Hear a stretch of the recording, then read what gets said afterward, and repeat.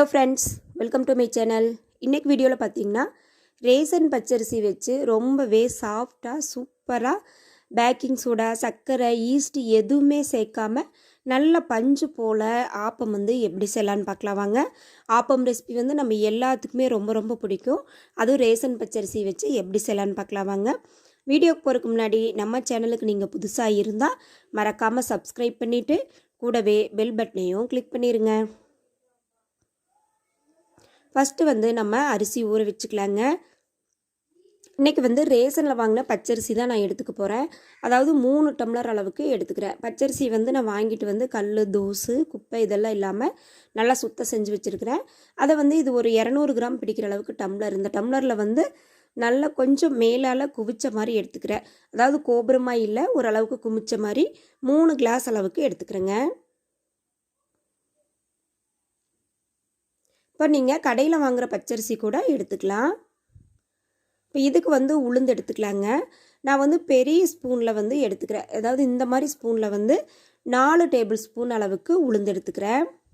நீங்கள் இதை விட குறைவான குவான்டிட்டி எடுத்துட்டிங்கன்னா இதையவே நீங்கள் 4 பாகமாக பிரித்து எடுத்துக்கோங்க. அதாவது 1.5 டம்ளர் எடுத்திங்கன்னா 2 டேபிள் ஸ்பூன் உளுந்து, 1/2 டேபிள் ஸ்பூன் அளவுக்கு வெந்தயம் எடுத்துக்கோங்க. அப்போ உங்களுக்கு அளவு சரியாக இருக்கும். இப்போ 4 டேபிள் ஸ்பூன் உளுந்து எடுத்தாச்சு. இப்போ 1 டேபிள் ஸ்பூன் அளவுக்கு வெந்தயம் எடுத்துக்கலாம். எடுத்துகிட்டு ஒரு முறை கலந்து விட்டுருவோம். இது கூட பார்த்திங்கன்னா தண்ணி ஊற்றி ஒரு 2 டைம் நல்லா வாஷ் பண்ணிக்கலாம். தண்ணி ஊற்றுறதுக்கு முன்னாடி கொஞ்சமாக கல்லுப்பு சேர்த்துக்கோங்க. அப்போ தான் இந்த ரேசன் பச்சரிசியில் வர்ற வாசமெல்லாம் எதுவுமே இருக்காது. பச்சரிசி நல்லா விளையேன்னு வந்துடும். கண்டிப்பாக உப்பு போட்டுட்டு ஒரு நிமிஷம் தண்ணி ஊற்றி நல்லா கழிஞ்சிருங்க. அதாவது நல்லா அலசிடுங்க. இது முக்கியமான டிப்ஸு. நீங்கள் ரேசன் அரிசியில் எது செஞ்சாலும் சரி, கொஞ்சமாக கல்லுப்பு போட்டு ஒரு முறை நல்லா வாஷ் பண்ணிட்டிங்கன்னா அதில் இருக்கிற அழுக்கு, தூசு எல்லாமே போயிடும். பாருங்கள் எவ்வளோ அழுக்கு இருக்குன்ட்டு.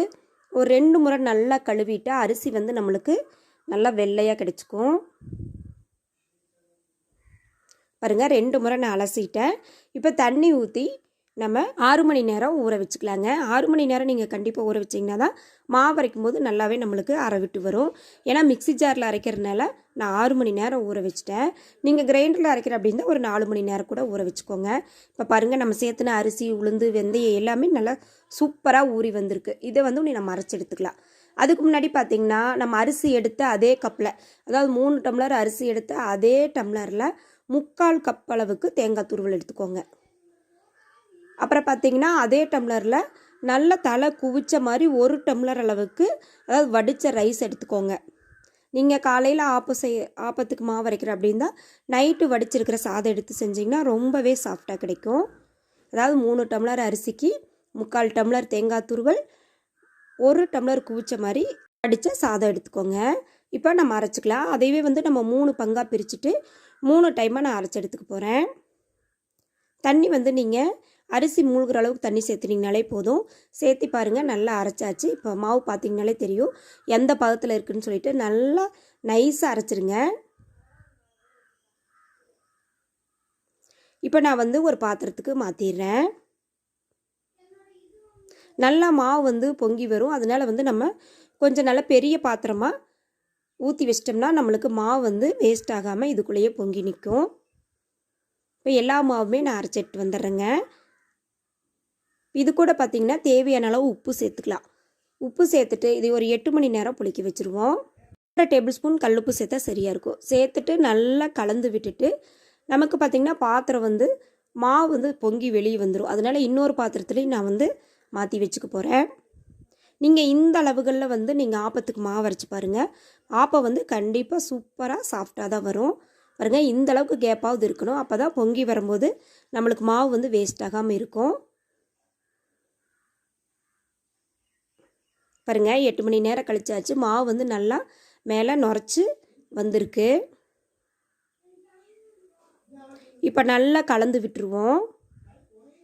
மாவு பார்த்திங்கன்னா இந்த பதத்தில் இருக்கணும். அதாவது தோசை மாவு பதத்தில் இருக்கணும். தோசை மாவோடவே கொஞ்சம் லைட்டாக தண்ணியாக இருந்தாலும் போதும்.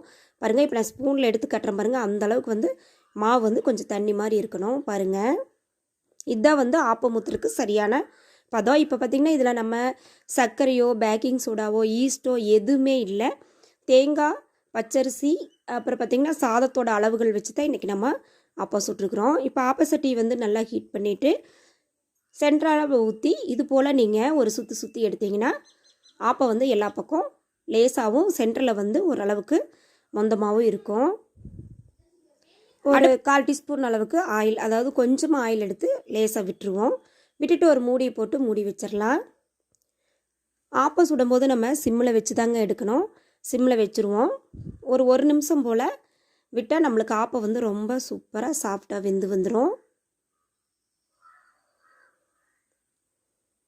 பாருங்கள், எல்லாமே நல்லா பபுள்ஸாக வந்து சென்டரில் கொஞ்சம் மொந்தமாக சூப்பராக நம்மளுக்கு ஆப்பம் வந்து ரெடி ஆயிடுச்சு.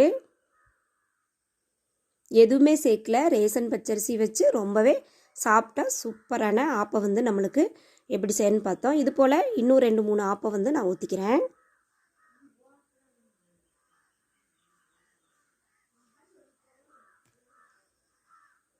அவ்வளோதாங்க, சூப்பரான டேஸ்டியான ரேசன் பச்சரிசியில் நல்ல வெள்ளையாக ஆப்பம் எப்படி செய்கிறதுன்னு பார்த்தோம்.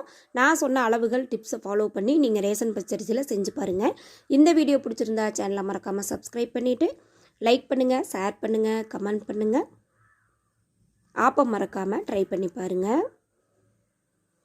இங்கே தோசைக்கல்லையே ஊற்றினாலும் ஆப்பம் வந்து ரொம்பவே சூப்பராக நல்லா பஞ்சு போல் பாருங்கள், நல்லா பபுள்ஸாக இது போல் தான் வரும். இப்போ இதுக்கு சைடிஷ் பார்த்தீங்கன்னா நீங்கள் நாட்டு சக்கரை சேர்த்த தேங்காய் பால், இல்லை பாயா, குருமா எது வேணாலும் நீங்கள் வச்சு சர்வ் பண்ணலாம். நான் வந்து இன்றைக்கி ரொம்பவே சூப்பராக ரொம்ப சிம்பிளாக தக்காளி குருமா தான் ரெடி பண்ணியிருக்கேன். குருமா வீடியோ வந்து நாளைக்கு வந்து உங்களுக்கு போஸ்ட் ஆகும். இன்றைக்கி வெறும் ஆப்பங்களோட வீடியோ மட்டும்தான் நான் போஸ்ட் பண்ணியிருக்கேன். பாருங்கள், ரொம்பவே சூப்பராக சாஃப்டாக நல்லா வெள்ளையாக உங்களுக்கு ஆப்பம் வந்து நல்லா கிடச்சிருச்சு.